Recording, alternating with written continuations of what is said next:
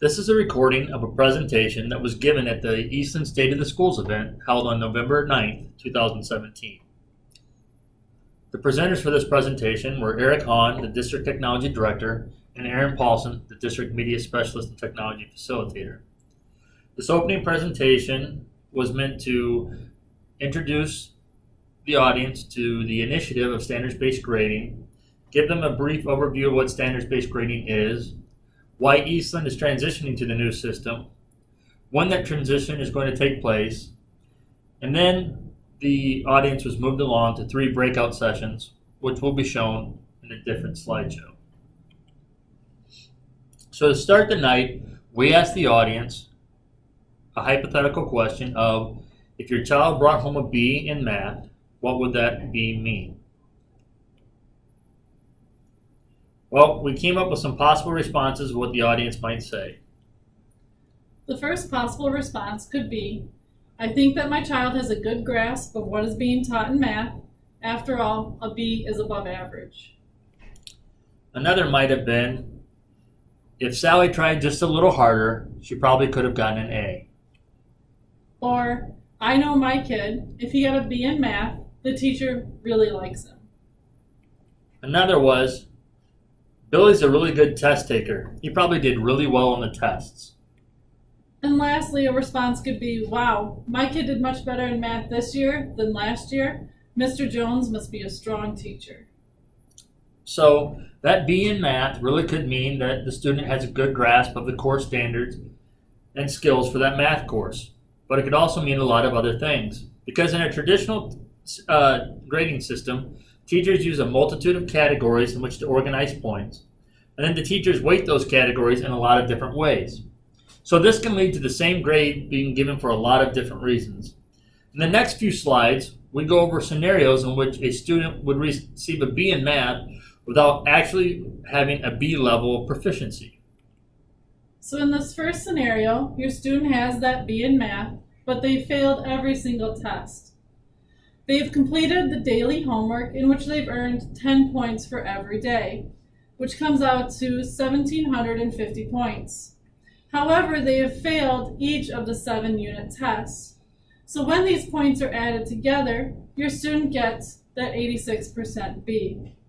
So is this student really proficient at math, or are they actually proficient at completing assigned work? A good work ethic is important, but should we be giving a math grade for having that good work ethic? Scenario number 2. Your student has that B in math, but this time instead of failing every test, they've aced every single test. But this student isn't very good at turning in their homework.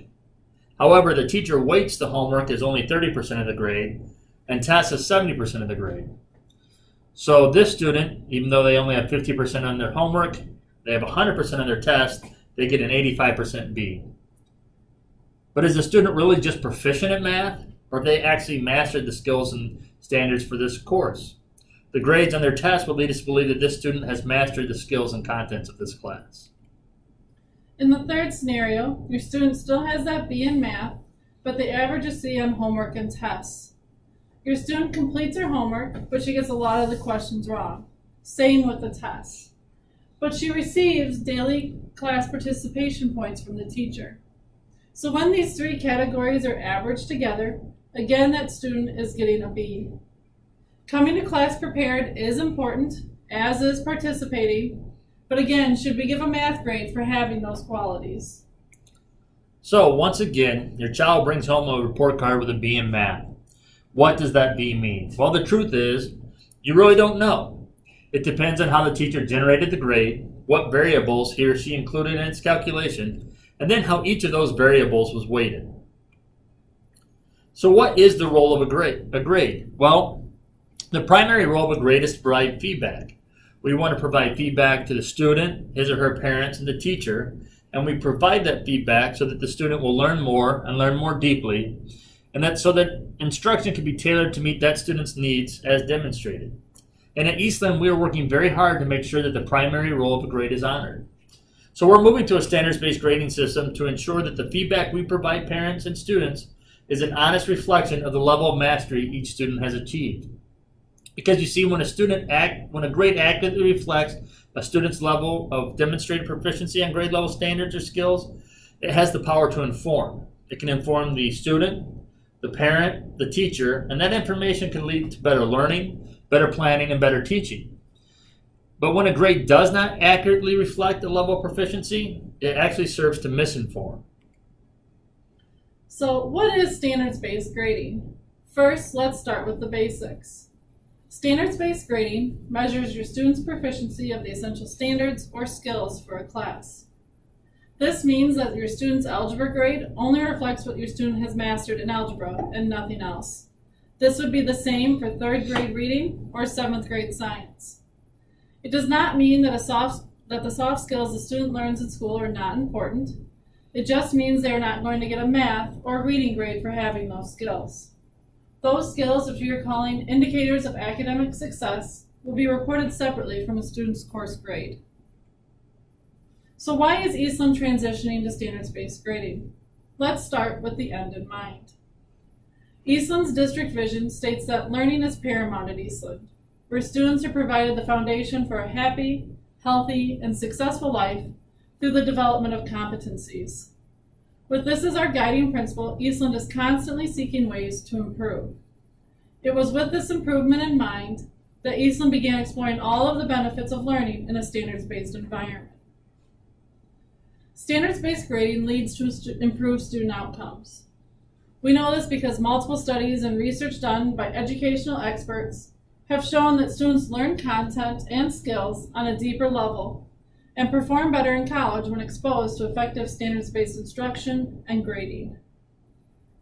We are moving to the standards-based grading system to give students, parents, and teachers more clarity. In the traditional system, students' knowledge and demonstrated abilities are oftentimes clouded by the inclusion of non-academic indicators, such as behavior, effort, extra credit, or class participation. The standards-based grading system is focused on representing only what students truly know and can do in relation to the course's standards or skills. So, when is Eastland transitioning to the standards-based grading system? Well, we're going to do it as soon as possible, but we're not going to do it before we're ready. Eastland actually began the process of moving towards a standards-based grading system prior to the 16-17 school year. And during the 16-17 school year, Eastland began aligning courses to standards, creating common assessments, and designing units to be implemented in the 2017-18 school year. And during this school year, we have continued to the work that we had already begun. We even had some teachers that were ready to begin teaching in a standards-based environment. And during the 17-18 school year, we're going to finish all the necessary work to transition grades K through 8 to full implementation of standards-based grading for the 2018-19 school year. And we're going to use the rest of the 17-18 school year, the summer after this school year, the 18-19 school year, and the summer after the 18-19 school year to focus on completing all the remaining tasks to get grades 9-12 to full implementation status for the 2019-2020 school year. How is Eastland implementing standards-based grading? Well, Eastland at the State of Schools event held 3 breakout sessions, and we're going to post those videos as well that discuss how Eastland how the transition to standards-based grading is going to happen at Eastland. Those breakout sessions covered teaching and learning, measuring and reporting, and career and technical education. Each of the breakout sessions were roughly 20 minutes, and those videos will also be posted online. If you still have questions after watching the breakout session videos, we ask that you email us at sbg@eastland308.com. Once again, that's sbg@eastland308.com.